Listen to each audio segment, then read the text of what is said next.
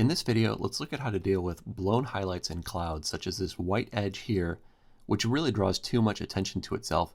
We have some color channel clipping in the adjacent areas where it's gone yellow, but those aren't nearly as bad as the white areas, and I'd like to fix that. Of course, if you have a darker exposure, that's always the way you should go, and we'll use that for the actual blend of this image. But if this is all we had, you can still deal with it. So I've taken image 8565 and processed it in Lightroom according to the slider values that you'll find in the written notes for this course, so you can follow along by starting there. What we want to do here is sample an adjacent yellow color here and paint it into the white areas through a luminosity selection.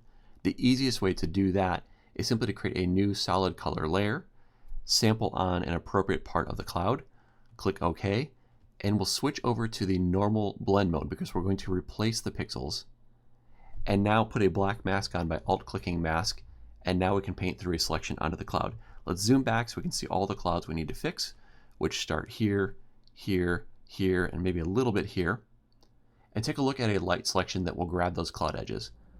Lights 4 certainly grabs an appropriate edge on the cloud, but also selects a lot of the background. I'd like to minimize how much yellow color I add to the slightly orange distance. If you see there's a bit of a color difference between these, I'd like to minimize that. So taking a look at Lights 5, it's doing a better job of separating the two. Not perfect, but what I like about it is the interior of the cloud here still has some detail. If we go to Light 6, now we're getting so specific to the highlight edge, we're likely to start creating some weird banding or other artifacts. So I'd rather start with Lights 5, and if need be, adjust it by going down to the color, and we could knock out some of that background sky, which is more orange, which I won't do here because it's also knocking out the interior of the cloud, or we can come back after the fact and simply fix it later. So let's go ahead and load this as our selection. Clicked on Cell, zooming back so we can see all the clouds, hit B for our brush, click on our mask, switch to white paint, and I've got a relatively fast flow at 10%, and I'm just going to quickly hit these areas, and you can see already it's dramatically reducing how much they impact the image, because those whites draw so much attention to themselves. And I think already we've got probably enough adjustment there to fix those issues. Let's zoom in and take a look at the details. And of course things look a little bit flat. You can see this cloud is lacking detail. If you want to, a more advanced version of this technique, instead of using a single color with a solid color fill layer, you could go and create a new blank pixel layer and start painting colors on it in order to fill various areas at different shades. That's more of a manual process, more tedious, but that would be another way to get a little better result.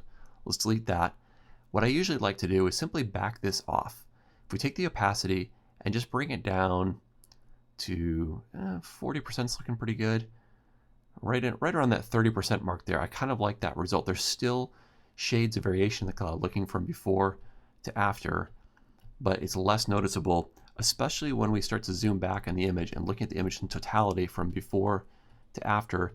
It just shaves off some of that edge, but of course you can make it as much or as little as you want. I like it to be a little bit more subtle, some sort of a compromise between being fully removed and looking a little more realistic. Now I did mention that we are going to overpaint the edges of the clouds here. So we went beyond the cloud into the background. If we alt-click our mask, we can see where that's occurred. An easy way to remove that, because this is a color defect, is to make a color-based selection. So let's alt-click this, Command D to remove our selection, and now click Color to create an interactive selection. Simply click on the orange sky, and let's switch our preview to grayscale where we can see more precisely what's going on. At this point, the fuzziness is so high we're selecting into the cloud. I'd like to minimize that, so I'm going to bring the fuzziness down. I can bring the range up to get further across the image here. So as we bring this fuzziness down, we're getting less of that cloud selection. And I think that'll be a pretty safe value once we get right around, there we go. We're starting to remove that cloud. And now we need to select the color on the opposite side of the cloud, which is a bit different. So we'll shift and then click to pick that up. So now we've got both sides of the cloud, and we can go right here as well to get one more bit. And if we want here to just more completely surround that cloud, you don't have to be overly precise, and maybe alt select here to remove that bit of cloud. So now we selected outside the cloud, click OK, and now I'm going to alt click on the mask so we can look at the mask, hit B for our brush, and now switch over to black paint, and now we're painting through the selection outside the cloud, to remove these white areas around the cloud. Not very necessary in this particular case because the colors were so close, but sometimes you're going to have a little more separation. You may want to remove the effect so it's not hitting the background behind the cloud, it's just hitting the blown edge a little more precisely. But I think that's done a very nice job going from before to after, not completely fixing the image, but certainly making it look a lot better than it is. And the further you get back from it, the smaller that this is, the more that it just becomes a non-issue. If you're going to print it and you want to make it even better, then you may want to go to some of those more advanced techniques where you start to pull in multiple colors to blend in, or possibly even do some cloning, but the effort level starts to go up as you go that route.